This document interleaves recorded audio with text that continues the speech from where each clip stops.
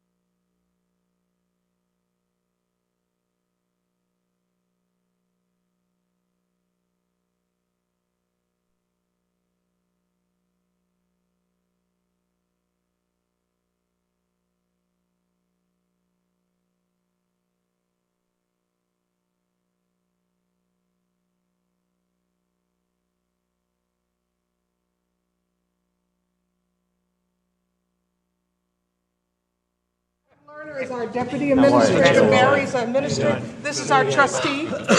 Surprised with the election. You're gracing us? And Steve is the best can you talk- counselor in the do it whole wide again. world. Sheena, can you count He's to the 10 best again? counselor in the whole wide world. 1, 2, 3, Okay. 4. Okay, thanks, Sina.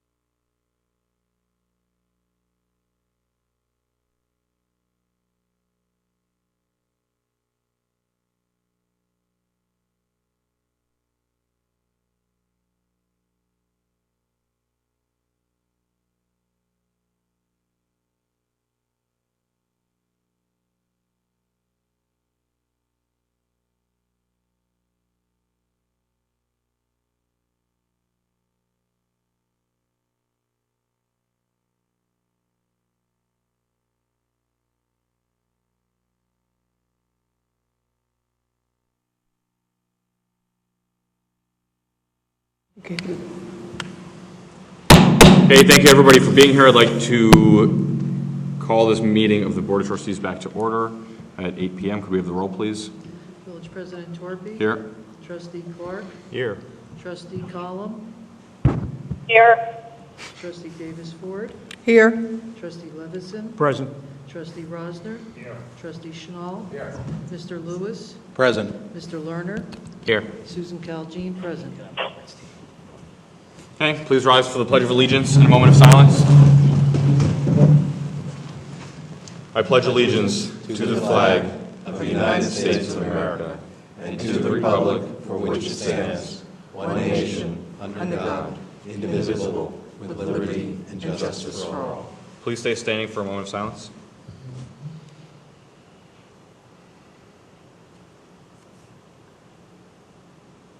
Thank you.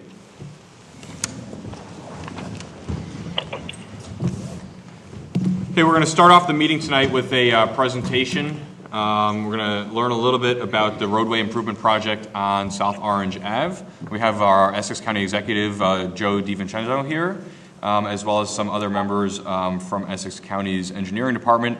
County Executive, if you'd like to come up, thank you for being here. Good evening, Mr. President, to the rest of the trustees. Thank you for having us here today so that our give you a presentation of South Orange Avenue, what's going to be done there. Also want to thank our liaison, Frank Del Gaudio, who comes to all the meetings and works directly with you, President, and to the trustees to making sure we get things done. You're going to be hearing from Sanjeev Vargas, who's our Director of Public Works, who works directly with your Public Works people, and we're making sure that we're able to work together and continue to improve our roadways. Steve Rother there has been a friend of mine for over 19 years. He's been a volunteer on the county level for 19 years, never received a cent. When Jim Treffinger became the county exec, I pulled Steve Rother in and Jerome St. John, and he made sure we got our financial house in order. And for the last 12 years, he's been the executive director at no pay of the ECIA. So you have a good man there, I want you to know there. This roadway here for the last, it goes on over 10 years, probably a little longer than that. It's been probably, out of all roads in the county, there's always been problems with this roadway here, the S curves, everyone knows that. Very dangerous, it's a major safety problem there. Whether it snows or whether it rains, we always have major problems. There's a lot of accidents on that road. This roadway we're proposing, which we already started, is 1.5 miles long. There's a small portion of it in South Orange. The larger portion is in Maplewood and Millburn. All I can tell you, I mean, everybody, anytime we do a project within the county, the red flag goes up, people get excited, but we try to work with the community and inform them exactly what's going on. All I can tell you, the way it looks now is not going to look in a year and a half the way when it gets done. As far as the trees that are been taken down to widen the roadway, and you know, the architect will go through it for safety reasons. They will be replaced. We have over 5,000 trees that we're going to be adding to our reservation.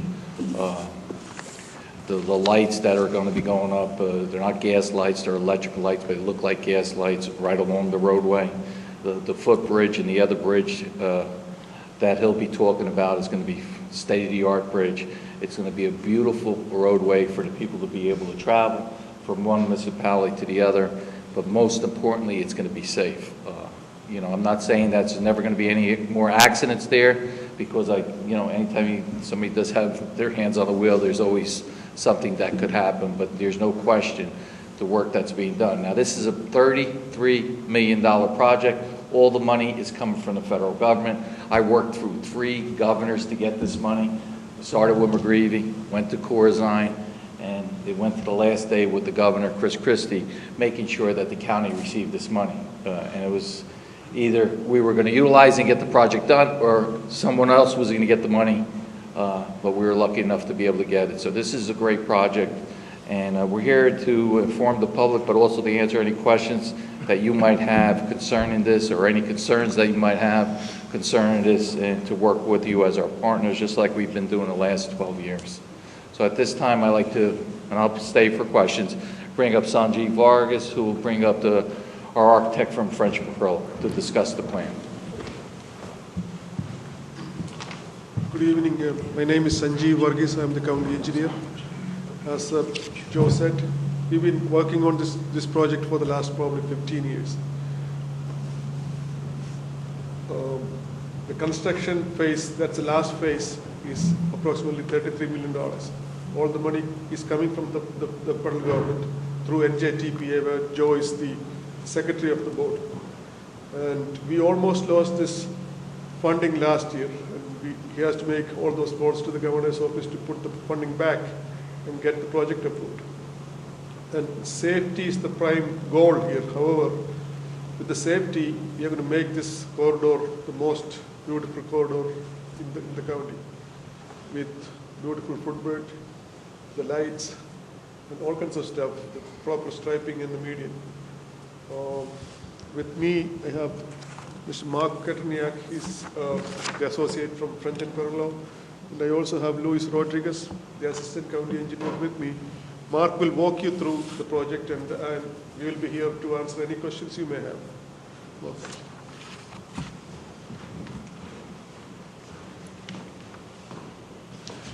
Thank you, Sanjeev. Good evening, Mr. President, members of the trustees. I'm pleased to be here this evening to talk to you tonight about the South Orange Avenue Improvement Project. As Sanjeev and the county executive had mentioned, this project's about 10 to 12 years in the making. Some of the original factors that contributed to this project becoming a priority at the federal government level was the accident experience and the safety concerns that were along this roadway. A lot of substandard geometry with respect to the reverse curvatures along the roadway, limited sight distance as a result of the profiles along the roadway. So one of the major improvements that are being proposed here is to reconstruct the roadway to eliminate the substandard curvature, both horizontal and vertical, to improve sight distance and improve safety along the roadway. The project runs, it's a 1.5-mile segment of the roadway that runs in the west from the intersection of Brookside Drive and Cherry Lane in Milburn Township through Maplewood and then finally into the South Orange Village, and it ends at Harding Drive. It involves the reconstruction of the traffic signals at both Brookside Drive and Cherry Lane, as well as Glenview Drive. It involves also the replacement of the pedestrian bridge, pedestrian and equine bridge, as well as the pedestrian bridge leading into the Girl Scout camp. It involves widening of the bridge that carries South Orange Avenue over the west branch of the Rollway River. As I mentioned, safety concerns with the geometry. One of the constraints we had here was with respect to the footprint through the reservation. As the reservation was all acquired through Green Acres funding and is severely restricted due to the environmental constraints within the reservation, we had to develop a design that would achieve a new alignment for the roadway, but at the same time minimize the footprint that would be impacted along the reservation. So we looked at reevaluating the alignment of the roadway. We took small slivers of the roadway you can see in green along the exhibit to my right. You can see small slivers of roadway where we've taken portions of the property in the reservation to make both roadway improvements and drainage improvements. And then in areas where we could realign the roadway and provide parkland back to the reservation, we've done that. In addition to the roadway alignment changes, we're adding shoulders to both sides of the roadway. Right now, only the shoulder exists in the westbound direction. We're adding one in the eastbound direction to provide further separation between the edge of the travel lane and the roadway, further enhancing safety, providing provisions for bicycle traffic, which utilizes the roadway, and separating that from the vehicular traffic in a designated shoulder area. As I'm sure many of you know, when the weather gets bad here, when we get rain, or we get heavy storm events in this area, a lot of times the county has to close down this roadway due to extensive flooding. A lot of that has to do with the live lanes adjacent to the roadway that get inundated with the water during heavy drainage and heavy runoff concerns. When those situations occur, the roadway has to be shut down. So what we've done is provided a shoulder that would accommodate that drainage. In addition, we've provided drainage swales along the edges of the roadway with bioretention swales and baffling devices that are going to slow that rate of runoff down, introduce recharge and into the groundwater, all in keeping with New Jersey DEP best management practices. So we've enhanced both the stormwater management and drainage components of the roadway, brought that up to modern standards with best management practices, and we've brought all the safety concerns into compliance. Several of the elements that were brought up to concern here through the design process with respect to the DEP, we work with every agency in the state and the county for all of the permitting elements of this project, and they were every permit you can imagine, and the highest order of permits on all of these elements. With respect to the drainage outfalls and the wetlands mitigation that we had to provide. The Historic Preservation Office was very concerned about the aesthetics of the roadway, and they wanted to retain the nature and the character of the roadway. So the proposed bridges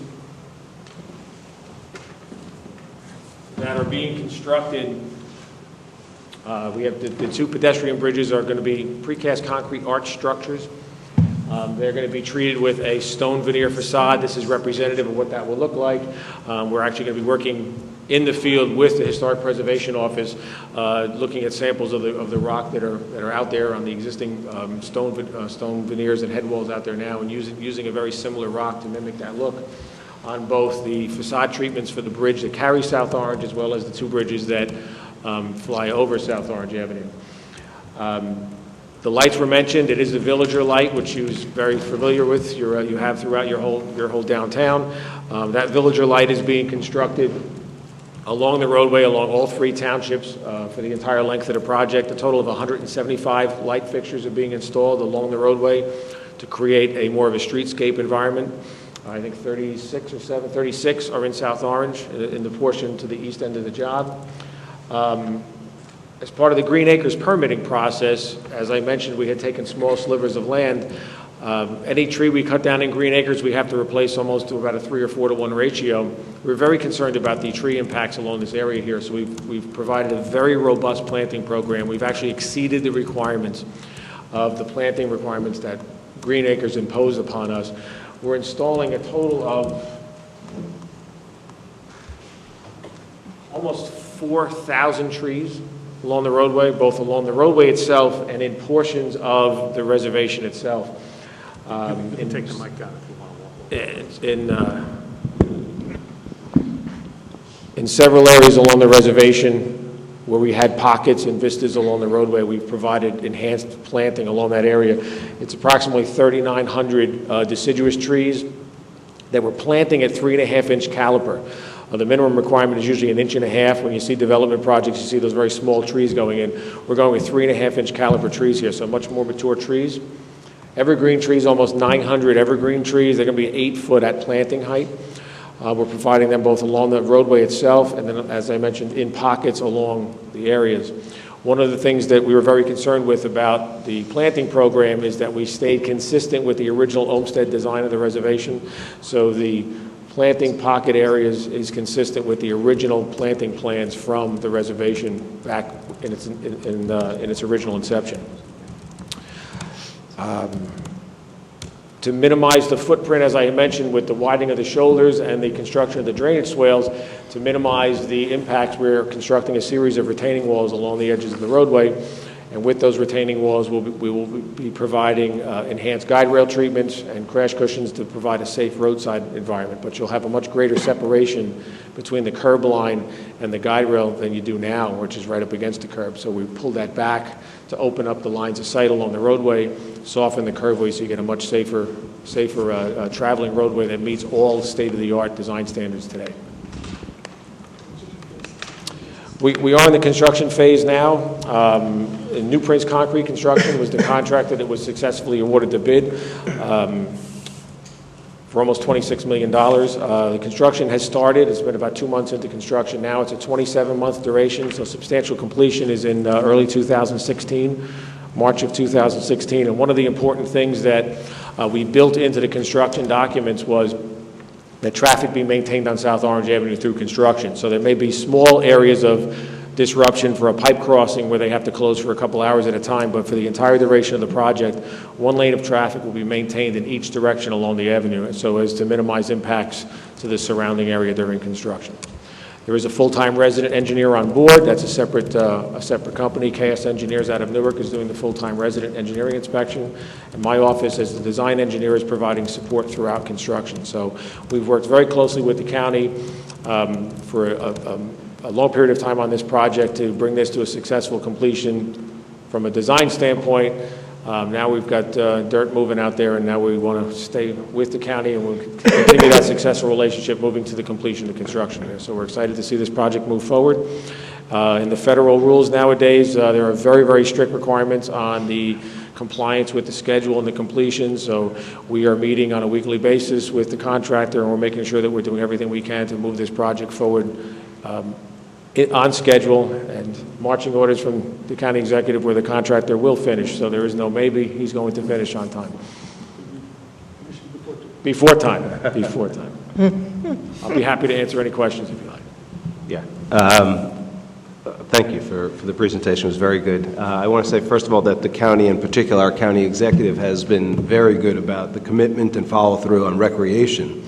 I do want to ask, you mentioned that there'll be shoulders on both sides, but in particular for bike riders, it's often used, and I think it would get even more traffic, with the shoulders and then the retaining walls. What's going to be the provisions for bike riders? Will they be able to go on both sides? Will it be designated lanes? What's the plan? The shoulders are bicycle compatible, so the shoulders will be utilized for bicycle lanes. We don't have a designated lane because to construct that would have enhanced or would have furthered the impact of the Green Acres property. So we had to keep the section compact. But we have provided shoulders that are bicycle compatible. So perhaps just maybe even just some signage that's, there's sort of a share of the road type of thing. We sometimes see maybe Yes. something that will let the vehicle, the cars realize that there'll be some biking there. I think that would be nice. Yes. Thank you. You stole my question, Steve. Sorry? You stole my question. Sorry. Of course, I was going to ask about biking. Simpatico, Walter. I have to say, I, for one, am really looking forward to being able to bike along that stretch in a couple of years, hopefully less then. One question vis-a-vis the tree. I understand you have gone over and above on replanting the trees, even following the Olmsted plan. Is there any kind of a maintenance plan for the trees, or is it basically set them and walk away and hope they root, or is there any kind of a watering schedule or any kind of maintenance around that? There is a maintenance schedule built into the installation that the contractor must follow for a 2-year period. We've enhanced that. Typically, it's a year. We've enhanced that to 2. It was about the limit we could do under the federal funding requirements. But then we've also been working with the county public works, and they will look to carry forth an appropriate maintenance plan once that duration is expired. Excellent. Thank you. That was my question.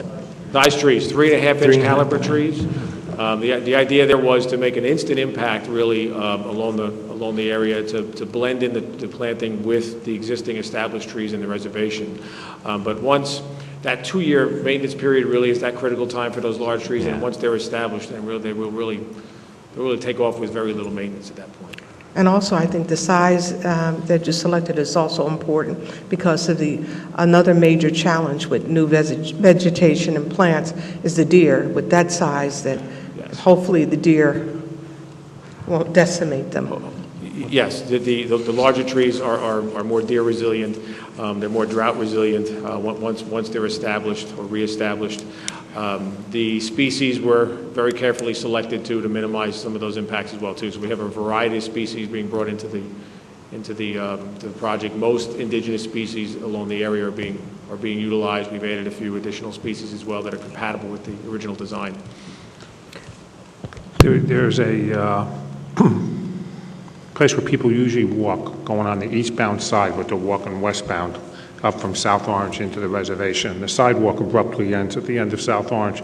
Is that sidewalk going to be continued up until the entrance to the reservation? The sidewalks were replaced where there were sidewalks. Presently, That's it. So there's still no.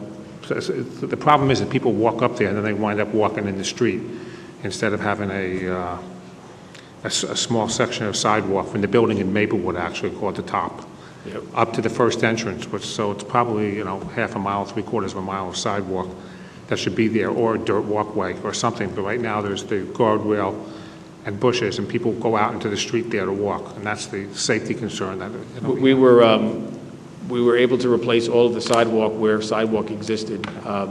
The construction of the shoulder, the wide shoulder, does provide an additional area for pedestrian, but again, the installation of the sidewalk kind of tipped the scale on us for impacts to the Green Acres property, so it was a balance where we maintained sidewalk where it existed and then provided the shoulder for the additional area to walk. All of the sidewalk that does exist is going to be brought up to current ADA standards as well, so all the signals, treatments, the push buttons and all, and the sidewalks will be ADA compatible as well. Are there any other questions? I just want to thank you for an informative presentation. And we really, on behalf of all the trustees here, we appreciate that you're coming before us to inform us about this great improvement for safety and recreation and aesthetics. Well, it's my pleasure. Yes, thank you, and thank you, County Executive. One final question. Is there anything, we're going to, unless you have a digital format of this, we're going to scan this and put this on our website. If there's any other information, anything that we can share with people that you guys can email to us and that we can place on our website, we're happy to share as much as we can.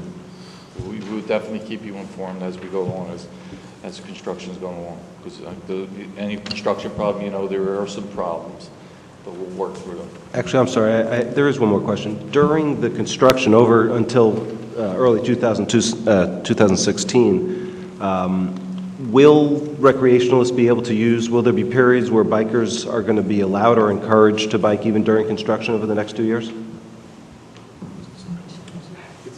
It's It's a construction zone, so bicyclists wouldn't be encouraged. We do have to maintain pedestrian accessibility through the area, but we wouldn't encourage a lot of bicycle traffic through the area. Anybody that would come through the area has to be accommodated safely, but it's one of the concessions we have to make for construction. Any other comments? Just, I don't know if you know, the Essex County South Mountain Recreation Complex, we opened, we have that lease with the Orange Reservoir. We just completed the path that goes right around, it's about 1.8 miles.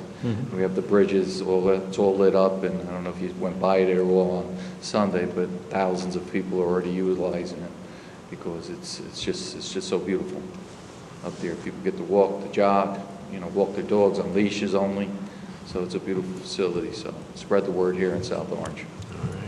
Will do. Okay? Thank you again. Thank you. Thank you. Thank you. Thank you very much.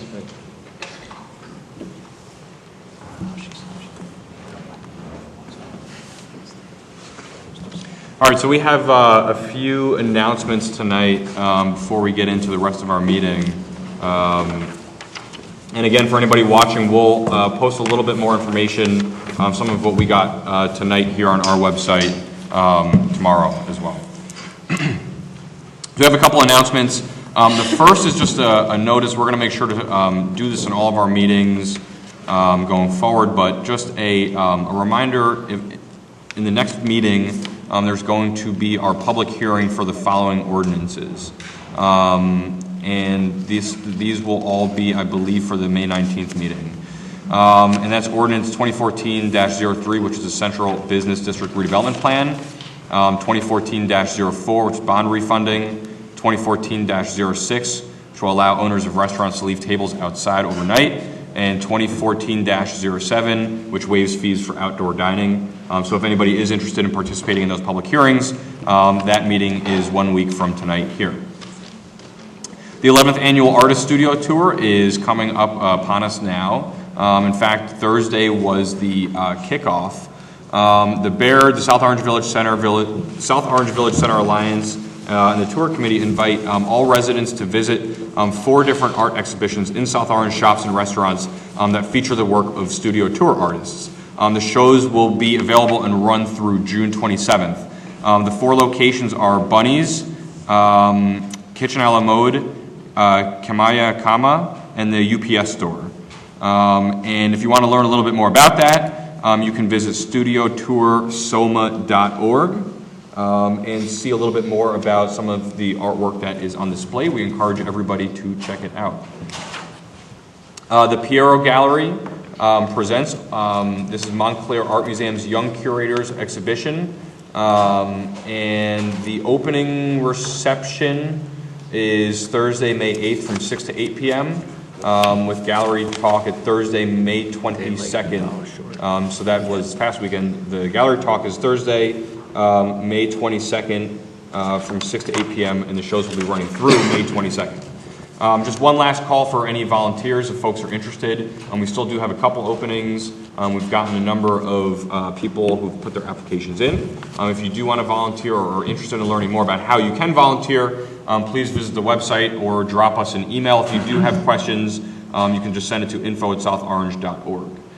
The South Orange Village Center Alliance wants to make sure our community is an even more appealing place to live, work, shop, dine, and visit. As part of this effort, the Village Center Alliance is surveying residents to ask what kind of stores and restaurants and businesses should be recruited and where we can focus our efforts to try and bring more investment to the downtown. To that end, they've created a survey online at sovillagesurvey.com, and we encourage everybody to go online and check it out.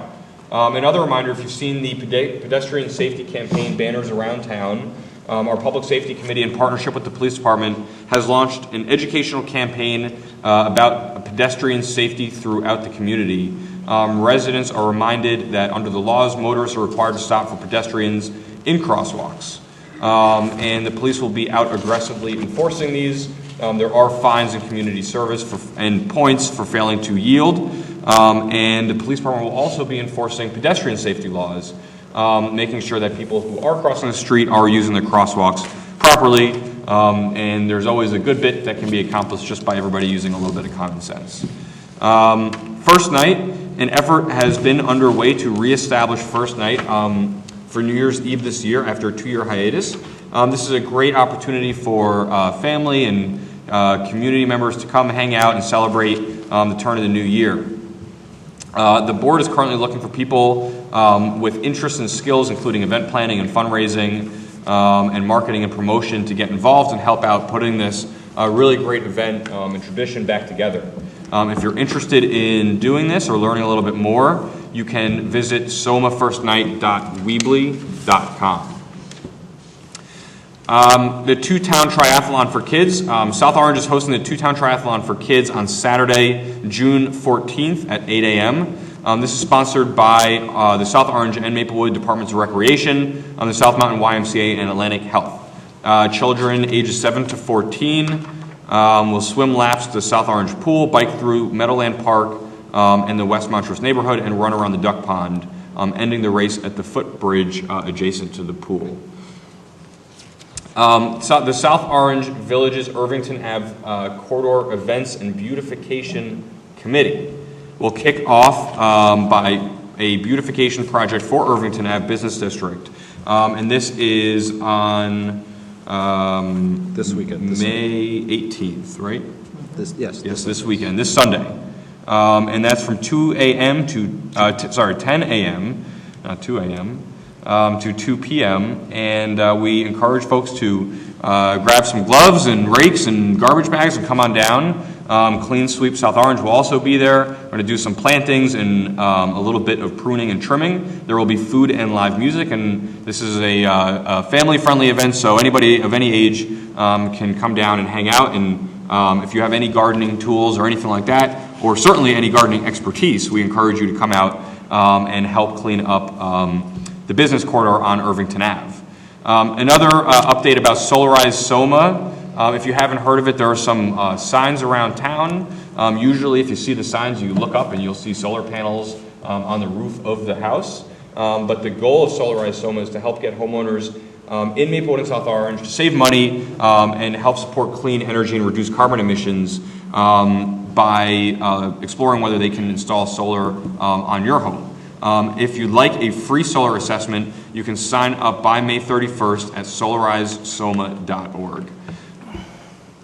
Also, our Memorial Day service in South Orange traditionally, it is Monday, May 26th at 10:30 a.m., and that is at Memorial Rock near the duck pond. And we encourage anybody interested in coming out to the event to please join us that Monday morning. At this time, I'd like to open the meeting up for public comment. If there's any member of the public who wishes to speak, please come forward. And just state your name and address for the record, please. Yep, yeah, you can just come to that microphone right there. Thank you. Thanks. My name is Jim Block. I live at 1323 Summit Avenue in Westfield. Thank you for having me here tonight, allowing me to speak. I'm a volunteer at the Jersey Animal Coalition, although I do not speak for the Jersey Animal Coalition. I just an ER nurse during the night, and I volunteer there a couple times a week walking dogs. As you all know, or most of you probably know, they've been closed for the last couple months due to the health violations that were found by this town health officer, that Mr. Festa. I read the health report online. I don't think it was supposed to be online, but maybe it was online. And there were certain things there that certainly I disagreed with. Certainly I found alarming. Some of them certainly did not represent what I've seen there over the last 3 years. They talked about animal abuse or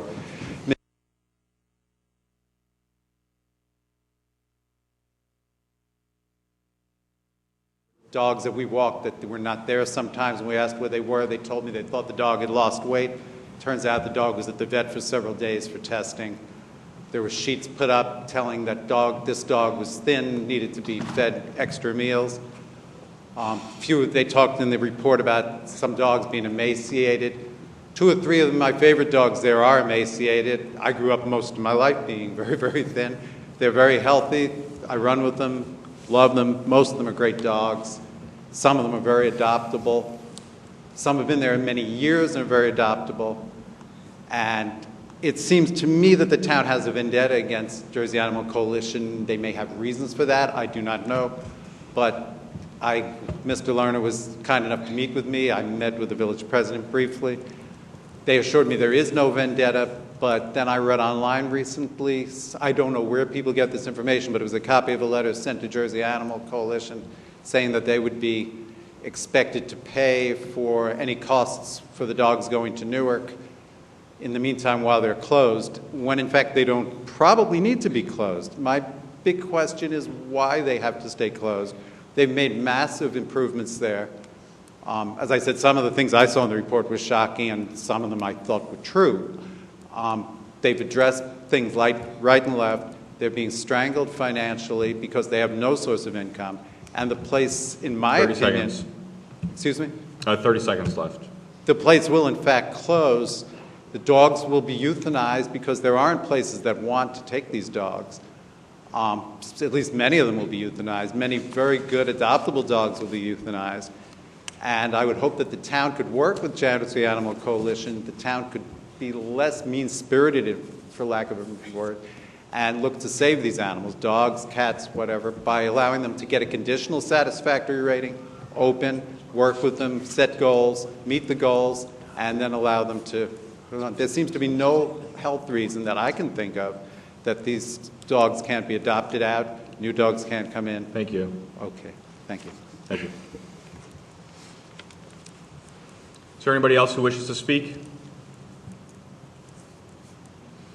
Okay, at this time I'd like to close public comments. As far as the Jersey Animal Coalition is concerned, Mr. Lerner, is there anything that any update that you'd like or able to provide this evening on it? You know, I can certainly address the part about the mean-spiritedness, which is certainly not in any way part of any of what the village is doing as far as JAC is concerned, but I don't know if you want to speak. Well, no. So the initial inspection was actually not just the local health department, but as well as the state department. Both of the, I guess, organizations had come in to do a inspection because of complaints that they had received from other people. Once that inspection was done, there was a number of violations that were issued. The village then followed up. We issued the violations, but also followed up with a letter saying that we hope that you can, you know, remediate the issues that were found, and please let us know when you're ready, and we will come and do a follow-up inspection. Unfortunately, we have not heard a thing from the JAC except through their lawyer with regarding to the violations. We have also gone a step further with residents calling in with regards to being able to adopt an animal. The village has found another way where animals can be adopted out through the JAC, but through a transfer that the village will help kind of usher the process, which is through the Associated Humane Society, who we've been working with the last 2 months. And so, you know, we're waiting. The ball's in the JAC's court. We're kind of waiting on them, but we're ready to do an inspection when they have everything ready. But up until now, we have actually heard nothing. Thank you. Okay, at this time I'd like to move on to our ordinances on first reading. Okay, ordinance 2014-08, an ordinance to adopt provisions of the Open Public Records Act to allow the Township of South Orange Village to charge and collect certain fees for the production of records pursuant to the Open Public Records Act, NJSA 47:1A-1 et sec. Excuse me, including special service charges when production involves an extraordinary expenditure of time and effort. Thank you. Trustee Davis Ford or Mr. Rother, is there anything that you'd like to add about this? I know this is kind of come from the legal committee. Only that the statute requires that an ordinance be adopted in order to charge a fee either for copying costs or extraordinary fees when those are required because of the time and effort put into collecting and duplicating the materials. So this is just in the odd circumstance where those events occur that we can in fact recover the costs, and that's required by statute. Okay. Are there any other questions or comments? I think we just want to make it clear, this is not intended to be punitive or prevent people from doing it. It's just, it's a recovery of costs. I just want to make sure we're clear on that. Yeah, and just to reiterate, I think what council said, in the course of reviewing, we've had certainly an increase in OPA requests, some of which have required a reasonable amount of time. Not to say that they have reached the level of extraordinary, but in reviewing that, it was determined by council that in the event that circumstance arises, in order to legally be in a position to charge for extraordinary services, you have to authorize it by ordinance, which we had not previously done. So this, simply puts in place the ability to charge it. It does not signal any change in our current policy or that we're necessarily going to charge anybody, but in the event and under the appropriate circumstances, which are pretty narrowly tailored and specified by the statute, it's not arbitrary, we would then have the right to recoup the costs, which, and it really only if it rises to a level where an extraordinary amount of personnel time or other effort is being done and necessarily then being taken away from the other business of the village, that it would be appropriate that the individual requesting it offset that cost. So, for example, if there was a company that came in and was requesting records back 40 years and someone had to go down to storage and pull all those things out, without this, there's no way for us to actually recover those fees. Is that correct? Exactly. Okay. And I just would like to add to that, the statute requires that the fee or charge would be the lowest salary of the person who is qualified to do that work, even though a person with a higher salary may have actually done the work. So there are all sorts of things that put it for it to be not cost prohibitive to a person seeking information. Yeah, and just one other thing that we will be providing on a monthly basis on the website, a report on the amount and how much OPA requests and what coverage was required for those requests. Okay. Is there a motion? Move. Moved by trustee Levison. Second. Seconded by trustee Davis Ford. Could we have the roll, please? Trustee Clark? Yes. Trustee Column? She's not here. Trustee Column. I think we lost her. We lost and we're her. not going to dial her back in. There was a technical problem. Okay, trustee Davis Ford? Yes. Trustee Levison? Yes. Trustee Rosner? Yes. Trustee Schnall? Yes. Thank you.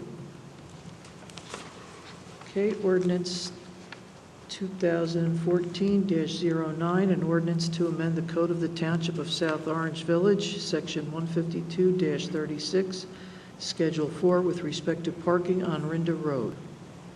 Okay. Are there any questions or comments on this ordinance? Is there any additional explanation for the viewing public that can be shared? This went through the Public Safety Committee. That's right. We've discussed it a couple times here. I don't actually. It's been discussed in public a couple times at planning and zoning and public safety. This came, initially because of complaints from several residents on Rinda Road because commuters are parking, especially at the section closest to South Orange Avenue. As I said previously, and we've gone through this exercise before, it probably makes most sense to pass it on first reading, send out the notice, and then several residents from Rinda Road will come and voice their concern because they don't seem to show up otherwise unless it's right on top of them. But I think in this case, the closer people live to South Orange Avenue, the more likely they are in favor of the ordinance being passed due to the number of commuters, which I think hit a high point of 8 cars. But each year it seems to be increasing over the past few years. So I would, that would be my suggestion, just as similar to be done on other streets, the same kind of parking regulations. Okay. So I'll move. Okay, moved by trustee Rosner. Second. Seconded by trustee Schnall. Could we have the roll, please? Trustee Column is absent. Trustee Davis Ford? Yes. Trustee Levinson? Yes. Trustee Rosner? Yes. Trustee Schnall? Yes. Trustee Clark? Yes. Thank you. And we'll make sure the notice goes out as soon as possible, please. Yeah, and we're all set. They've got the mailing labels and the list, so these should get They will likely go in the mail tomorrow, so the residents should receive them. And again, we will do everyone on Rinda Road in the affected All right. couple Thank you. block area. Okay, ordinance 2014-10, an ordinance authorizing the Board of Trustees to file a petition with the legislature of the state of New Jersey for the adoption of a special law to authorize the amendment of the special charter governing the Township of South Orange Village. Okay. This is just the amendment for our charter, our procedural. What occurred here, this relates to the ordinance that was adopted approving charter change. And the Office of Legislative Services asked that we formally petition the legislature to adopt the charter change. And this ordinance formally authorizes a petition and a hearing on a petition at the first hearing, I guess, in June. June 9th. We're going to have that hearing, and with that filing of that petition, the bill, which has been drafted by OLS, I've circulated that, will be formally placed in the hopper in both the Assembly and the Senate. Mr. Rother, as far as from what you've heard, there's no concerns or issues that you've heard about moving this forward, is that correct? No, as a matter of fact, they have taken pretty much our language as we put it together in the bill. Okay, thank you. We have a motion? Move. Moved by trustee Rosner. Second. Seconded by trustee Clark. Could we have the roll, please? Trustee Davis Ford? Yes. Trustee Levison? Yes. Trustee Rosner? Yes. Trustee Schnall? Yes. Trustee Clark? Yes. Trustee Collins is absent. Thank you. I would ask that someone move to have the hearing heard in the first trustee meeting in June. I move that the ordinance for second reading be scheduled for the first trustee meeting in June. Is that for For- 03? June 9th, and that's for each of these? or Yes, just for ordinance 2014-08, 2014-09, and 2014-10. I second. Okay, all in favor? Aye. Any opposed? Okay. Move on to our consent agenda. Okay. Resolution 2014-104, resolution authorizing change order number 3 for Stanzali Construction LLC for construction services for the Terrell Avenue Road Improvements Phase 1 from Scotland Road to Grove Road. 2014-105, resolution affirming appointment of Raymond Cabrera as full-time IT technician in the South Orange Department of Administration. 2014-106, resolution establishing calendar year 2014 sewer user charge. 2014-107, resolution hiring Kai Green and Henry Hamill as soccer referees, level 9 certification for the Department of Recreation and Cultural Affairs. 2014-108, resolution to amend the hourly rate of pay for Scott Egelberg as a part-time clerk typist for the building department at an hourly rate of $14 an hour, effective May 19, 2014. 2014-109, resolution hiring a per diem clerk typist in the South Orange Village Tax Collector's Office on a needs basis. 2014-110, resolution affirming the village administrator's hiring of a per diem staff in the Department of Code Enforcement and Inspections. 2014-111, resolution authorizing payment of various obligations. Thank you. Any questions or comments on any consent agenda items? Yes. Yeah, two. Go ahead. Yeah, on 2014-106, if Barry... Yeah, there was a couple that I wanted to address. I'll maybe go in order. The one, the change order, is fairly straightforward. The second, 2014-105, this is, you'll note, retroactive. Mr. Cabrera has actually been working for us for several months, and everything's working out well. The hiring memo and stuff had been circulated, but in checking the records, it appeared that somehow the resolution missed the agenda. On Resolution 2014-106, I'd like to, and Trustee Levison had brought it to my attention, and I was intended to provide a little further explanation, which I can read, and then if someone was inclined to accept that as an amendment, we will have that type in and update the resolution.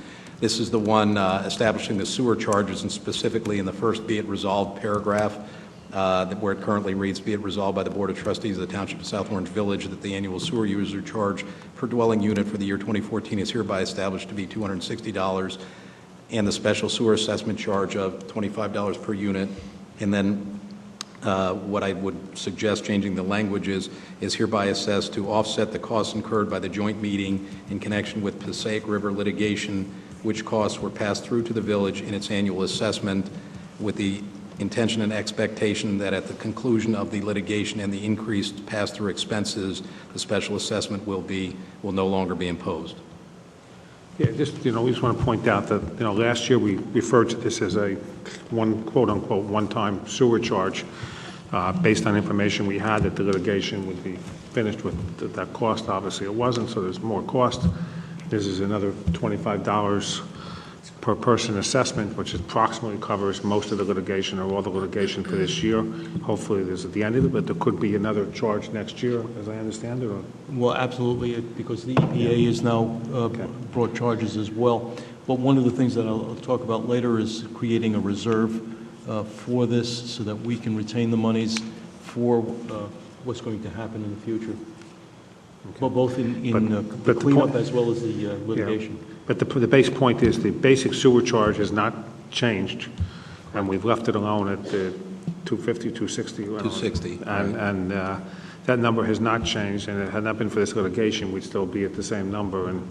And it's unfortunate because the litigation really throws us in with a bunch of other towns, and we really have nothing to do with this. This is deep pockets lawsuit. Correct, and the point being, and regrettably, we thought last year that there was a settlement on the table that ideally it was going to get settled. That did not happen. It has continued. Worse yet, we've learned that the Federal Environmental Protection Agency, the initial round of litigation was filed by the State Department of Environmental Protection, and unfortunately these environmental cases, landfill cleanups, river cleanups, they both have jurisdiction and they invariably both file lawsuits. The indications are the EPA will be filing a lawsuit.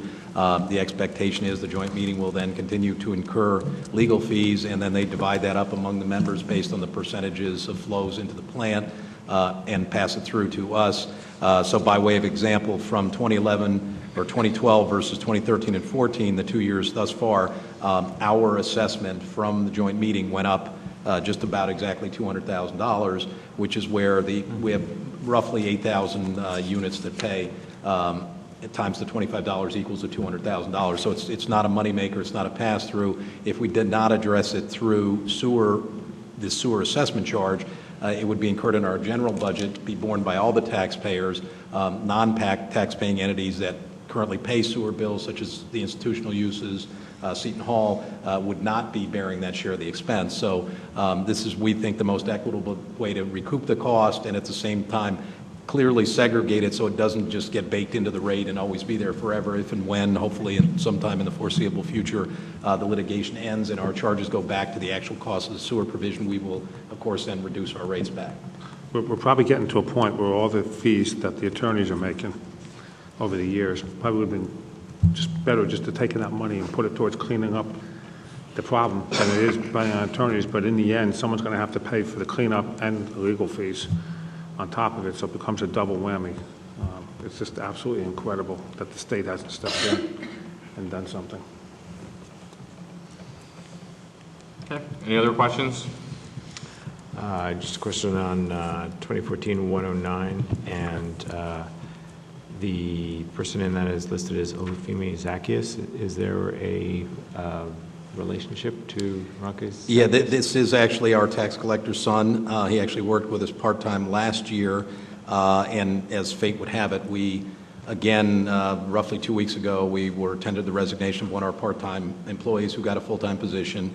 As it happened, Mr. Zacchaeus was just getting out of college. He's fully trained. He knows how to do it, so he was the logical sort of interim. We've run the ad. The intention is to, again, find another year-round replacement. So this is the equivalent of a temp, but somebody who already knows what they're doing. So again, it worked out well last year, and it was I guess it's never fortuitous when you lose an employee, but at least if you have somebody who's trained and available and only looking for it on an interim basis while we find another employee. Although I will, it's something that we're going to look at, and we'll have some more discussion later about, and we have discussed it to some degree in the Legal and Personnel Committee, taking a look at some of our policies on our sort of permanent part-time employees and what things might we be able to do to try and avoid this carousel of, because that's what it becomes, sort of revolving door. You get somebody in and generally speaking, anybody who's good and qualified and well-trained and does the job well usually wants full-time employment, and you wind up losing them. So, but this, yeah, so that the short answer is yes. She deliberately stayed out of it, was not involved in the decision-making or the evaluation. This was my decision and my recommendation. Okay. Any other questions or comments?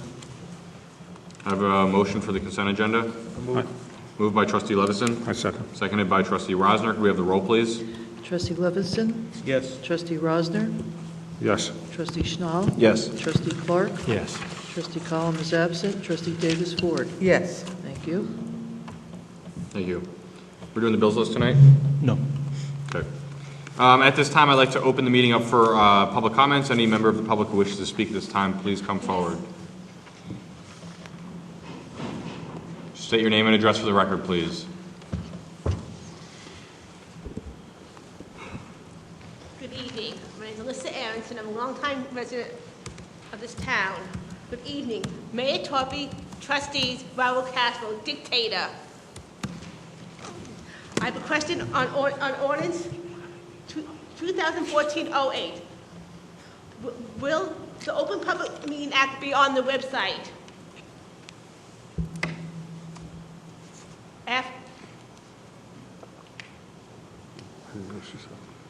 After, will it be on the website? Thank you, Alyssa. I'm sorry, can you clarify the question? I asked, will it be on the website? Will what, the ordinance? Yes. The ordinance, all our ordinances are on the website. This one will be on the website. Okay. Thank you. Thank you. Anybody else? Okay, I'd like to close public comments. Unless there's any new business, I'd like to ask for a motion to adjourn to our conference agenda. Move. Moved by trustee Levison. Second. Seconded by trustee Rosner. All in favor? Aye. Any opposed, abstentions? Okay.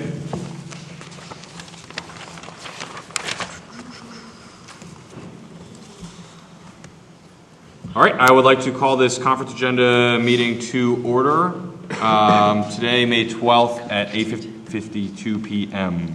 We have the roll, please. Trustee Rosner? Here. Trustee What are Schnall? we doing, roll? Here. Trustee Clark? Here. Trustee Collins is absent. Trustee Davis Ford? Here. Trustee Levinson? Present. Thank you. We're supposed to start down there again.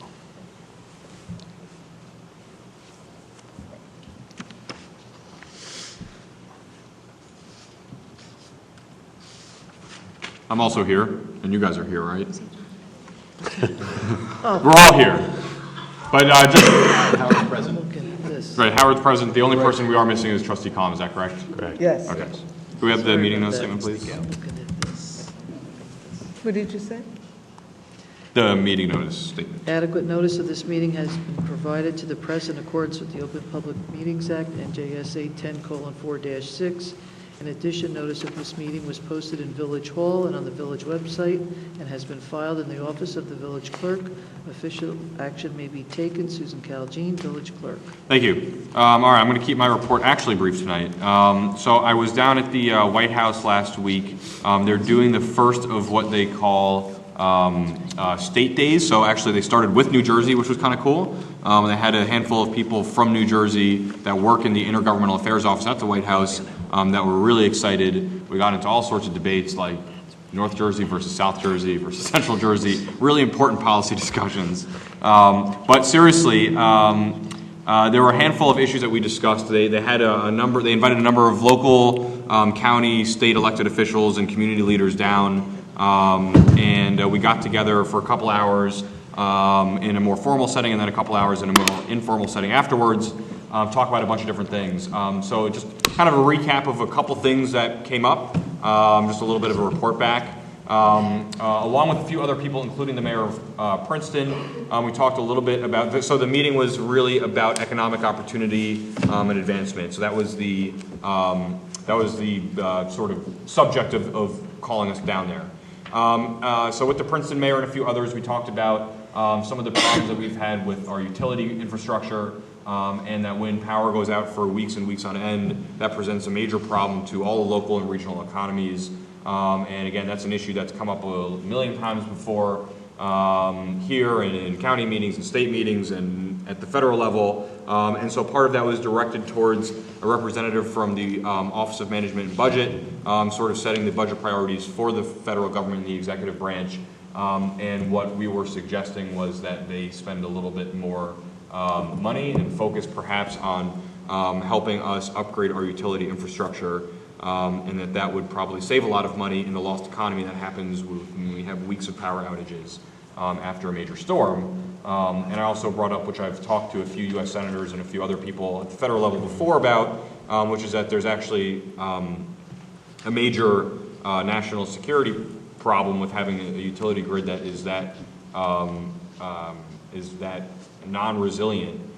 Is that with Hurricane Sandy and Hurricane Irene, we actually had a fair amount of notice to deploy resources and assets in the right places, and for people to get prepared and to start calling utility workers from other states, and we still had as much trouble as we did. So if there was something that happened where we had no advance notice whatsoever, we would be even more challenged. We talked about access to education and higher education especially, and how much of an economic burden that is for people. We had Tom Perez, Secretary of Labor, that was there. Senator Cory Booker was there, as well as people from the National Economic Council, and talking a lot about job creation and programs to reduce recidivism and provide people opportunities to find employment once they get out of prison, as well as for veterans who are looking for employment and are oftentimes qualified or even overqualified for jobs, and still seem to not be able to find them, and what different programs and what we can do at the local level to try and help do that. I also got to meet with a whole number of elected officials from towns throughout New Jersey, which was really interesting. We talked about shared services, we talked a lot about technology and open government, we talked about transit and commuter issues, and a whole lot more. And it was one of the best benefits of this was actually getting to meet so many other local leaders that are working on similar issues that we're working on, many of whom really actually do look to South Orange as a positive example as far as redevelopment and sustainability and technology and open government. So that's always kind of interesting getting to kind of leave campus, so to speak, and hear that people have heard really good things about the different projects that we're working on. And one of the issues that a handful of people asked me to bring up, and I don't have an extremely substantial update yet, but I had a couple conversations with people at Senator Booker's office, as well as someone at the White House Office of Intergovernmental Affairs, and a project manager from the Army Corps of Engineers about the dam, the proposed dam in the South Mountain Reservation. So hopefully between those three different places, a Senate office, the White House office, and someone at the Army Corps of Engineers can get a little bit more information. I know that in some of the conversations I did have, that they have heard, they have gotten tremendous feedback from people in the community and from local leaders like Fred Perfetta and Maplewood and others who have really been pushing this. So there is definitely, there was sometimes you bring up an issue with someone in another office like that and they're kind of look at you like they've never heard about it before. Everybody had heard about it, they'd seen the petitions, they'd gotten letters, they'd gotten phone calls. And also Congressman Payne has been involved, and also Senator Menendez regarding this issue. Yeah, I think we've got probably every elected official at the county, state, and federal level within our district that has really been lobbying. Those were just the offices that I happened to speak to, so I didn't mean to leave anybody out. And on a county level too, the county executive. The county executive opposed it, yes. So hopefully I've got one or two calls out, and one actually that came in while we were up here. And so hopefully I'll have a little bit more of a substantial update, which I'll share with the board and then share with folks in the community, especially if we hear any good or substantial news. So hopefully we'll get a little bit more on that front. But overall, it was an interesting trip. Got to meet some really interesting people, and again, I think going out of town for a day or two and getting some of our concerns on the map. One of the interesting conversations I had, for example, was with a few folks from the Department of Transportation. They're looking to get involved in more transit-oriented development projects, and we have some really interesting transit-oriented development projects that are in the pipeline. So they were really interested to hear about some of the things that we've been doing, especially as far as creating walkable areas and using alternative transportation. So it helps to kind of get some of the things that we're concerned about on the radar of some folks at the higher level as well. So hopefully we'll get a couple good follow-ups from all of that. And that is my report. Mr. Lewis? Okay.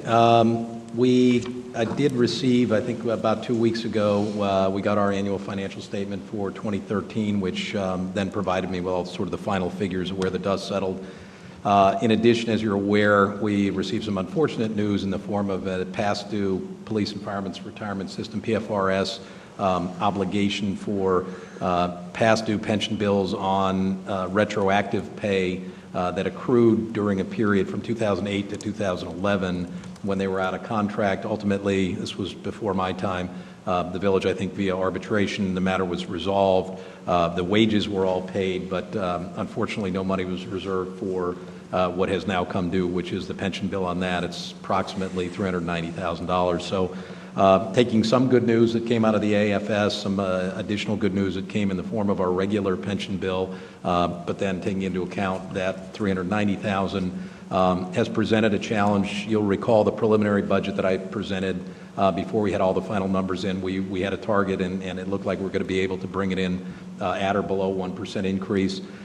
This will certainly present a challenge. I'm still sort of fine-tuning the figures, anticipate getting within the next couple of days out to the board after I review with the village president a sort of revised proposed budget to see where we end up. So your guess with that additional unexpected expense that has to be included in this budget, so are we going to be at 1%, above 1%? Well, I don't want to commit now. I'm going to do the best I can to get it back as close as possible to where we were, just and I don't have the numbers off the top of my head, but I will certainly provide that to you. That the increased pension obligation itself is not quite, but just shy of 2 cents on the dollar, which in and of itself is almost 2%.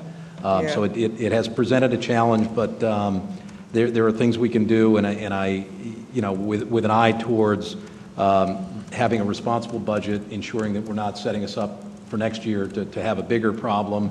But I will, again, sometime this week, within the next few days, circulate to all of you where it currently shakes out with the good and the bad and where we ended up, at which point we can make a determination if it, hopefully if I'm at or near that original figure, then we can move forward with an introduction next Monday. If it is higher than I guess is palatable and we need to have a budget workshop and have a discussion, we can certainly do that. But so please be looking for that in the next few days, and then we will circle back and possibly have the introduction next Monday. We were notified by the local finance board that our application, as well as apparently a number of others, has been bumped from the public hearing that was scheduled for this Wednesday to their meeting in June, which regrettably then pushes back. And we currently had scheduled for public hearing and adoption our refunding ordinance on the ECIA loan for this Monday the 19th, because it has to be after that hearing. Obviously then on Monday we'll have to announce that that will be continued to the first available meeting date after the newly rescheduled June local finance board hearing. It's unfortunate, but we'll continue to pursue it, and hopefully in the relatively near future we'll have that done and start to realize those savings. Update on the Village Hall renovation project. We did we approved the new pre-qualification regulations. Those notices have gone out, and that process has started. The asbestos work continues, as we discussed, I think in executive session, but the asbestos contractor, there have been a couple of unforeseen conditions identified, asbestos hidden behind plaster on walls and things that were not known by the engineer when they wrote the specification that will invariably lead to hopefully relatively manageable, and I don't think terribly expensive, but some change orders, some additional work that all parties agree it was work that was not known until you get into the old building and tear it apart. And also with that will be a little bit of extra time. I think currently we're projecting the asbestos to be complete within the next 2 to 3 weeks. Time frame wise, that doesn't, if we can hold it to that, that doesn't really delay the main schedule, because there was other pieces going in sequence that are really more the determining factor of when we ultimately get out to bid on the prime contract. So for the most part, we should be able to hold the schedule that's and the timeline that's been on at least the end date. We'll take a closer look. We have a meeting on Wednesday to kind of circle back on all these items, and if there is a necessary update to the timeline, we will do so and notify the board. So that's moving along. Just generally and real quickly, the capital projects, I think some of them, and some of you may have seen on River Day or otherwise, the bike path, that work is already underway. We are going to be moving forward with the skate house and the duck pond, and some of these may be addressed, so I don't want to step on anybody's committee reports, but the road projects, Terrell, that there was a couple items that had to be completed. That work's may have already started, and Edgewood Terrace was some holdover work. The new 2014 bond ordinance will be effective and funds available next Tuesday. We are probably going to have a couple of resolutions on for next Monday, making them effective on Tuesday, so that we can go ahead and award those contracts the very next day when the funds are available, rather than wait till the next meeting in June. On some of the other, and the specifics of which I know Trustee Levison will probably address in his IT report. But those are the highlights that I had, and then I believe I will be giving later the public safety report, because it got emailed to me due to our technical difficulties. Okay, thank you. Mr. Rother, do you have anything tonight? Only to report that discussions continue with New Jersey American Water, both technical and contract negotiation, so that in the relatively near future, we should be able to report to the public that we've got an alternate water source. Thank you. Trustee Levison? Yes. We had a meeting last week, but the minutes are not available right now, but I have some highlights from the minutes. As we discussed before about the reserve, or setting up reserves for various areas, we've talked about having a salt reserve as one item, as experienced this past year in the need to have additional salt. The other reserves were retirement tail costs. We are projecting, or we're going to put together a projection of retirements into the future. There are certain costs which are associated to the retirements. We should reserve those funds so that there are no surprises that come to us. And another is the Passaic River cleanup, which is part of the sewer special charge, in taking that sewer special charge and putting it into reserve. In addition, we had a discussion about furthering our project management initiative. We have chosen to go to using a Microsoft project, but through a SaaS, or a cloud implementation. We're going to take one license or one subscription, started as a prototype, and then start moving forward with departments, and seeing if we keep it as a SaaS application, or bring it back in-house. I have a question. Sure. And you may have discussed this or shared this with us. There's an extra payroll. Is it this year or next year? And if so, do we have a reserve? Yeah, wouldn't occur until 2015. Right. It's the 27 pay. When you pay biweekly every 7th year, you hit a year that you happen to hit 27 pays. So we will be prepared for it. Historically, what I've learned the village has done, personally, I'd like to, if we can find a way to get to be paying on the 15th and the 30th and have 24 pays, and you avoid a whole host of aggravation. So we're working to see if we can get to that point. But historically, the way the village has done it, is my understanding, is at the end of the year, they just basically push it back a week, and from the end of December to the first pay in January, employees go 3 weeks, and that's how they've just sort of kept bumping it off.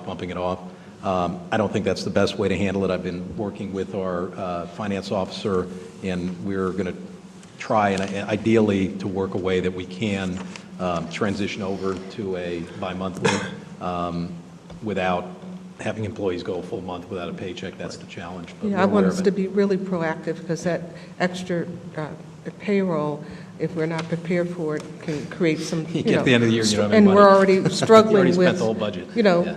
This unexpected hit from the pension, so I just want us to be ahead of the curve are. on that. Thank you. Okay. One of the other things is part of the IT implementation. This Thursday, we're converting our PSAP, or our 911 facility, over to a new technology. We're replacing our 911 system as well as the lines that come in on 911 at the police station. We have... So the 911 calls, you're talking landline phones only, though, still?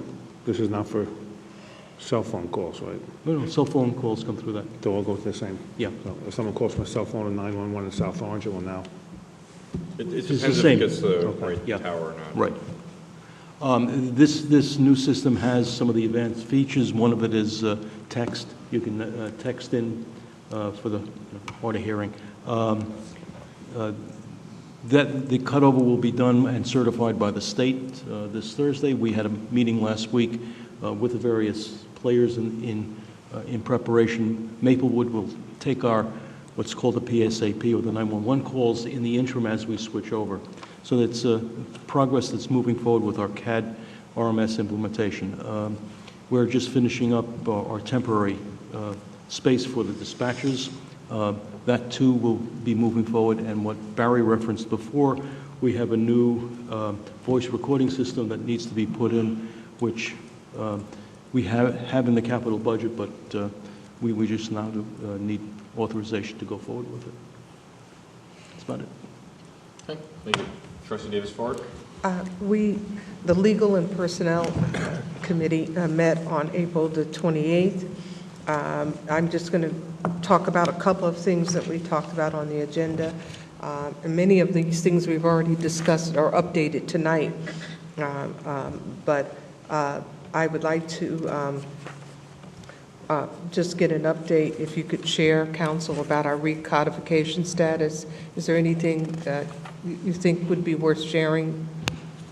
No, only that we sent out some inquiry to some of the committees which haven't come back yet, but as soon as that comes back, we'll be ready to sit with General Code and finish it up. Okay, thank you. Now, we already talked about the assessment of the Oprah cost or the fees, so I won't go over that. Also, at our meeting, we talked about the Ludington Brook flood situation, and I'm going to save that for your report, Trustee Clark, because you had a recent meeting with West Orange, so I'm going to let you talk about that since it was on both our agendas. Do you mind? No. Okay. And I'm happy to say that we are going to be able to satisfy a request of our clerk and our deputy clerk for a summer intern for the clerk's office regarding record management. In the process of preparing or leaving the building for the project of our village hall that's going on, our records are stored off-site, and they're in boxes, they're safe and secure, but there are a couple of things that need to go on. They need to make sure that they're properly organized, properly stored while they're off-site, and also creates an opportunity based on the schedule allowed by the DARM, which is the acronym, I forget what it stands for, that allows for destruction of things like memos or things that are not required to be retained by state statute. So that's going to be a huge project led by our clerk and deputy clerk, and they need a dedicated individual to help with that project. So that's going to be something good. And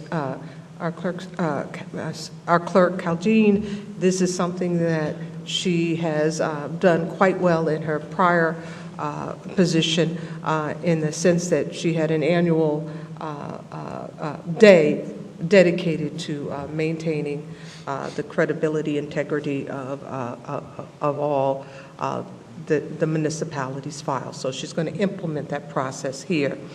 There was one other thing.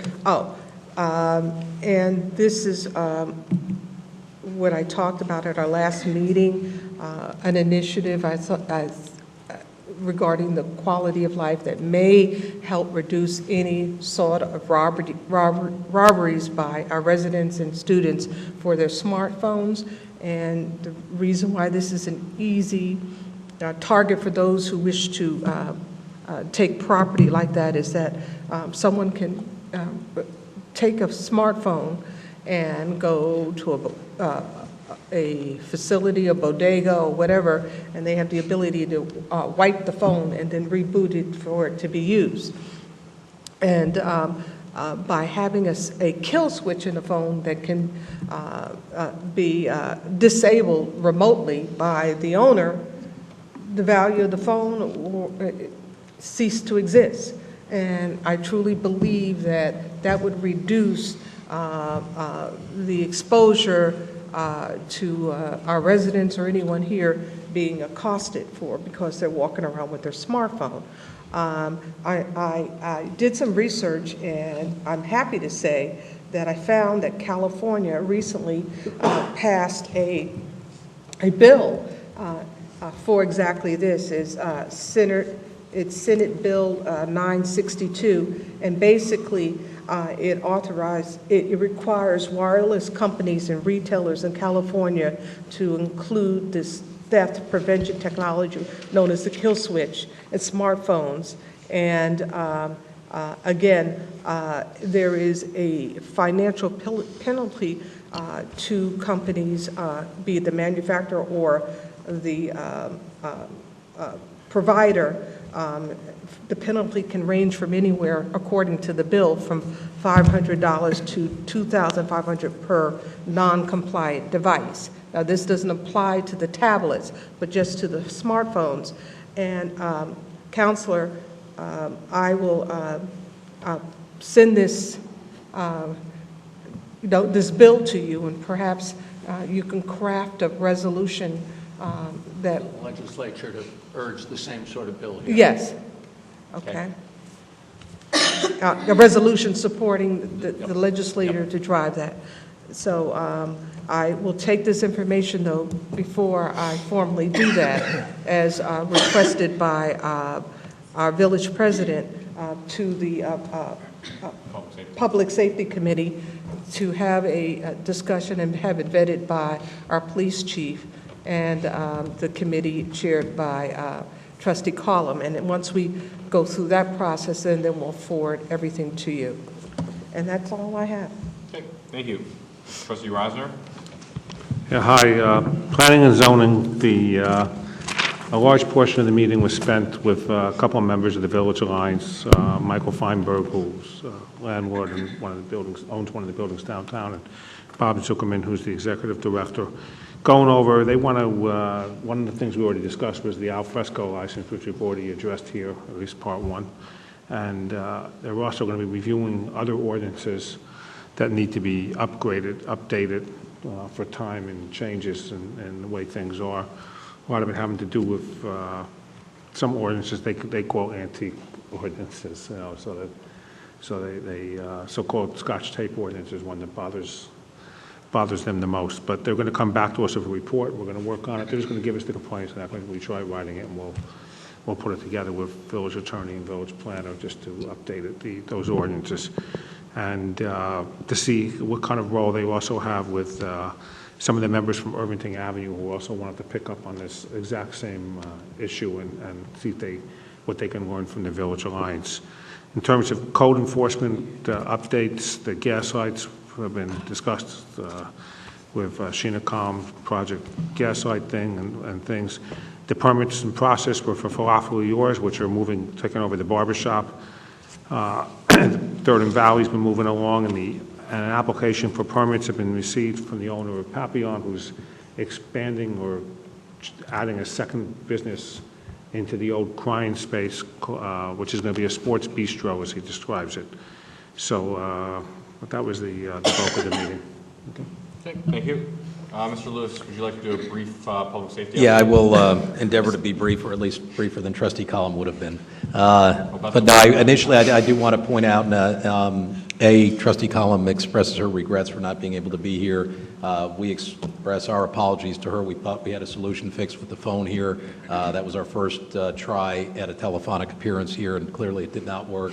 There were some technical difficulties. She couldn't hear, and it just wasn't working out. So unfortunately, she wasn't able to be here, but she was able to email me her report.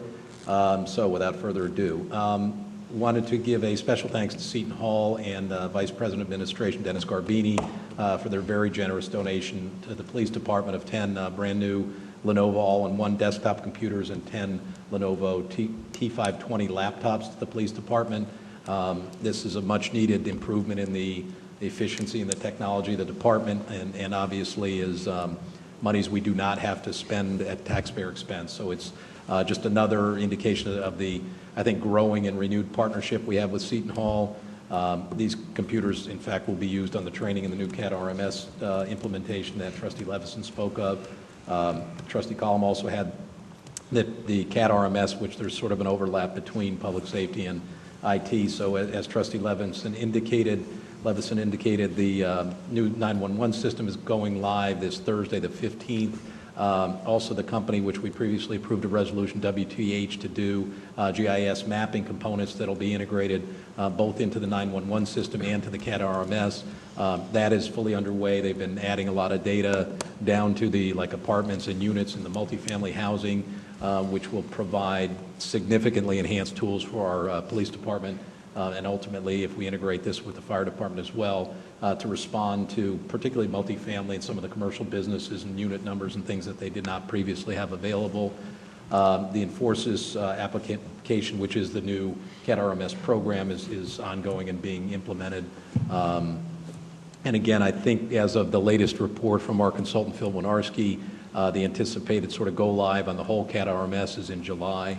So that's moving along and is a much needed improvement. We've been sort of band-aiding together our current CAD RMS program for more years than we should have. So in addition, as you're all aware, we awarded a contract to RCC Consultants as a radio consultant. They continue to do their work. They've done quite a bit of background investigation. They've had meetings with the public safety departments to interview and discuss with the representatives what type of radio problems they've had. We met with them, the working group, including myself, Trustee Collin, Trustee Levison, our IT director, the police chief, fire chief, rescue squad. In April, it was pretty interesting. They had done quite a bit of testing and had some coverage maps. And what they clearly reveal is there are some pretty serious deficiencies in our radio coverage, a lot of it relating to traffic from other agencies and things. But we have another meeting scheduled with RCC.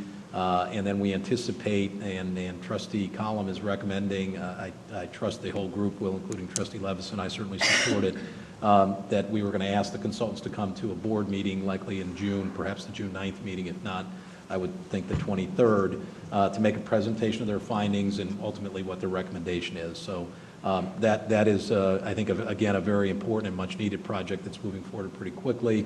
Pedestrian safety, education, and enforcement updates. Special thanks to Police Department, particularly Sergeant Corrigan and our Traffic Bureau for the work they're doing with this enforcement. This is one that you've seen, the signs have been out on the street and the banner on the trestle.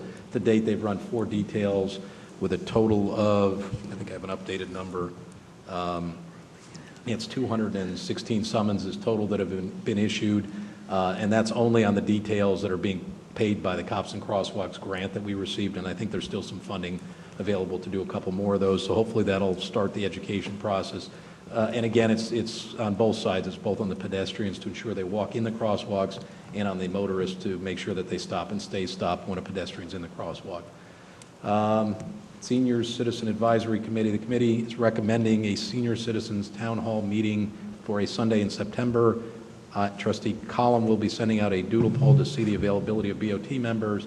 Mr. Packer from SOPAC has confirmed that the loft would be available to have this. I think what they're envisioning is a inviting and an outreach to all the seniors, sort of a town hall where they can meet and greet, certainly the departments that I think have services that are of interest and would be of help to seniors, to get them to know, almost like a newcomers, but for seniors, of what services are available. So they're looking to do that. I guess she will be sending out a doodle poll, so look for that. Irvington Avenue Corridor Advisory Committee, Clean Up, Green Up, May 18th. That was referenced in the announcement. So just again, a reminder, it's May 18th, I think 10 to 2. It's a community-wide. It's the first real event, I think, of the Irvington Avenue Committee, building a lot of enthusiasm. Most of the restaurants are donating, refreshments and things, and volunteers are going to be there to clean up, plant, do a lot of good work. So if anyone's available on that date, we encourage them to join. Review of IA First Merchants meeting.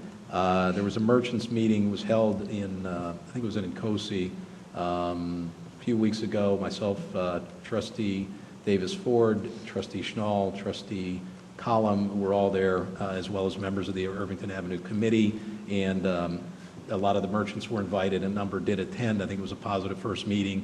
I think their goal was to see whether there was some common interest in forming some sort of merchant society group, working group, and it looks like that is off to a promising start. Marketing, branding recommendations. The survey is now closed with over 300 residents who participated, and the Marketing Branding Committee will be announcing a new brand style guide logo shortly. You'll recall there was a poll taken with, I guess, 3 potential names to kind of name the district. Redevelopment presentation. The committee met with the village planner, Susan Gruhl, at the last meeting to discuss various rehabilitation, redevelopment, zoning options for the IA corridor and the necessary studies that are statutorily required. The Irvington Avenue Corridor Advisory Committee is recommending moving forward with the studies. We are recommending that Susan come to the May 19th meeting to present the full BOT on the various options and answer any additional questions BOT will need. So this, basically at the meeting, one of the things and one of the outcomes, I think, both from the initial, starting with the market research done at Seton Hall and then with the group was, what are the options for redevelopment on Irvington Avenue? And one of them is to potentially have it designated either as an area in need of rehabilitation or an area in need of redevelopment. And under the new statute, there's 2 different options. You can do that with or without eminent domain. The recommendation, I think unanimously from the Irvington Avenue Committee, which I also support the recommendation, is that we move forward with the studies.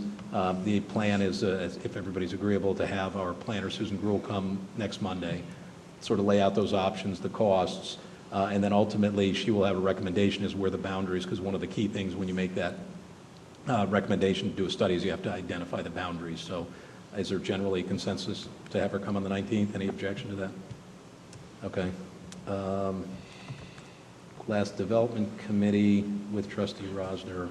Discussion regarding Seton Hall housing development, redevelopment opportunities. Mark can cover this. Mark, do you want to cover this? Or? I have a couple IT stuff that do you have anything to link to her report on the public safety. Just a little more detail on the fire department. With the new CAD RMS system, we're going to be linking the fire department with the police department in an information base. And in fact, they will have terminals in the cars as well as have pads that they can take out to the field. They will have downloaded CAD drawings. These are of the location that they're going to and to be available on the scene. The other is part of the CAD RMS and our temporary relocation out of the current dispatch room.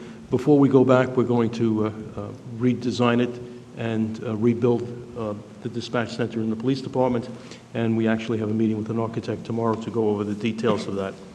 And we had a meeting this past week with the rescue squad and REMS, which is the dispatch for ambulance and ambulance, and we're looking for them as an alternative to what we've been doing with Union County.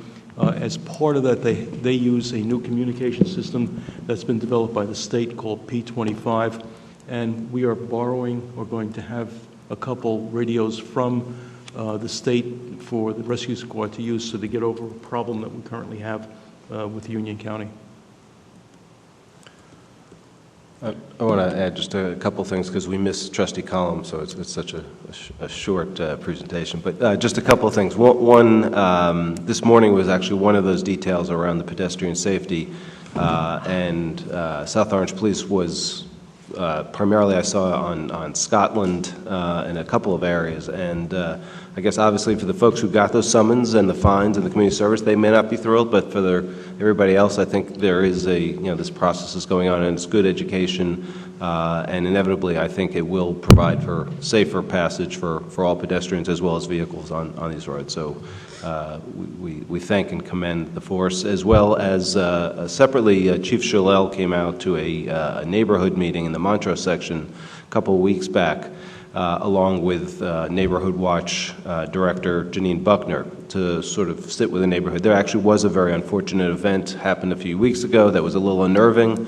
And again, as Chief Shalel does frequently, has actually come out and spend time meeting with residents, answering any questions they had, talking about Neighborhood Watch. So I thought that was, again, a real thank you for Chief Shalel for coming out. I guess I'll follow on there by saying I'm super jazzed you brought that up. And similarly, in the neighborhood over that I live in, we also had some break-ins and some issues. And thanks again to the PD for coming out, and to Janine Buckner as well. Sergeant Diasa and Janine Buckner came out and held a similar event in our neighborhood, and I think it was beneficial for all involved. So, going back then, the final item, and I'm not sure that Trustee Rosner was aware of this, but certainly he can weigh in as well, but I happen to attend that Development Committee meeting as well, so I think she just wanted us to reference that at the most recent Development Committee, the discussion largely focused around Seton Hall, and I think the need and the interest they've expressed, and it sort of came up in connection with the Irvington Avenue studies for faculty housing, particularly younger, non-tenured faculty housing, graduate student housing, and even off-campus undergraduate student housing, and what opportunities might exist on Irvington Avenue, on Valley, and some of those areas.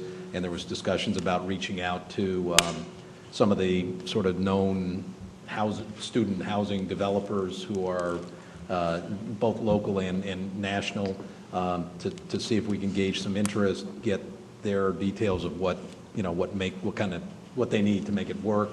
But it just to sort of, I think, just to report that effort's been started. I don't know if you want to add to that. Yeah, I think that was the bulk of it, and the number one goal was also that they want to improve at least the perception of public safety on the Irvington Avenue corridor, but the housing would be with third party, not a Seton Hall owned housing, so it would still remain on tax rolls, if that's a concern. But they're going to reach out to a couple of the private developers that specialize in this. Although we found out most are not in the Northeast, most are in the South and Northwest and the West. But there's a couple of members of the Development Committee who had some experience with this, and will help advise the board and the Irvington Avenue Committee. Great, thank you. Trustee Clark? Okay, as far as Public Works and Infrastructure, there actually was not a meeting in between last time's report and this, so I should just be clear that I'm addressing to Deborah Davis Ford's point earlier, something which was not in fact discussed in committee, but is just the result of a meeting that Trustee Levison and I had with our village engineer and our Director of Public Works and their counterparts from West Orange regarding flooding issues that we do have on the border of South Orange and West Orange, an area known as the Ludington Creek. And the upshot of having all those professionals together, I learned some stuff, but basically what we have there should be proper capacity for handling the type of water flow that we have during most storms, with the exception of 100-year events. However, the key thing that needs to happen is proactive maintenance of them. Our Director of Public Works has been very good about staying ahead of clearing debris from a particular part of this channel, which does unfortunately get blocked. And as he has done that, they have not had water issues recently. The second piece of that, though, is that the basins along Wyoming Avenue also need to be proactively cleared, and that's a piece where we're going to need to work with the county to have that happen more regularly. And I also just want to say, in reference to the still bathing in the afterglow of River Day. Thanks to all of you for your support, and even those of you who came and dipped your toes in. And also a big thanks to everyone out there who, we had hundreds of volunteers come out and get wet and take trash out of the river, and it is always really encouraging when we get that kind of volunteer effort from our community. And You removed about 2 tons? just 1 ton. We filled two of their 3-yard dump trucks, which equates to about a ton.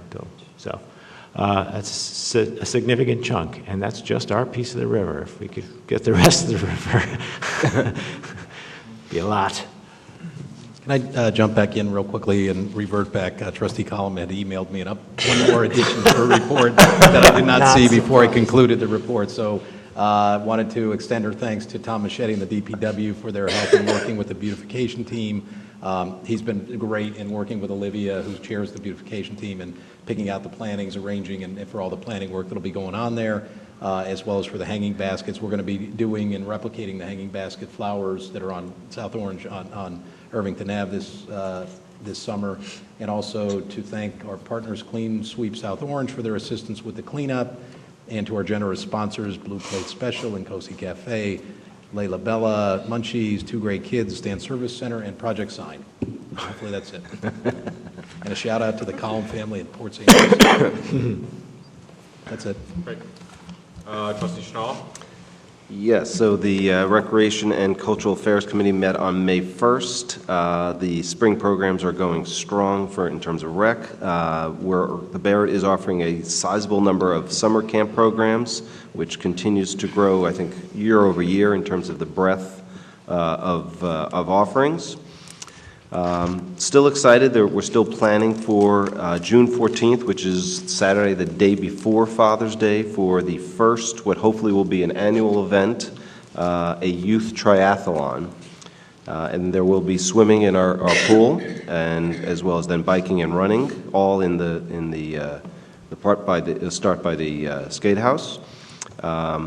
The age groups run from age 7 to 14, and we are completely full for the younger groups. I think there may still be a couple openings for the age group 13 and 14. So for those youths... Why'd you look at me when you said that? You're 15. Because I shaved and I look younger?